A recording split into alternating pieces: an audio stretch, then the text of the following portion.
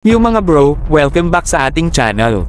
Ngayong araw, may mga balitang pasabog tayo mula sa larangan ng depensa at teknolohiya. Dumating ang gobyerno ng India sa Manila kasama ang isang delegasyon ng negosyo, handang ipamalas ang kanilang mga advanced military tech at kagamitan. Layunin nito ang pagbuo ng mga bagong partnership at pagtuklas ng mga oportunidad para sa pakikipagtulungan sa industriya ng depensa sa Pilipinas. Isipin mo, sa isang seminar sa Makati City hinarap ng 18 kumpanya mula sa India ang mga interesadong Pilipino at mga opisyal ng Department of National Defense. Ito ay isang pagkakataon para ipakita ang kanilang mga produkto mula sa aircraft, drones, helicopters, hanggang sa mga advanced na teknolohiya na may koneksyon sa artificial intelligence. At hindi natin dapat kalimutan ang mga salita ng Indian Ambassador sa Pilipinas na si Shambhu Kumaran. Ipinakilala niya ang malawak na spectrum ng kanilang military capabilities mula sa naval systems hanggang sa fighter aircraft, at marami pang iba.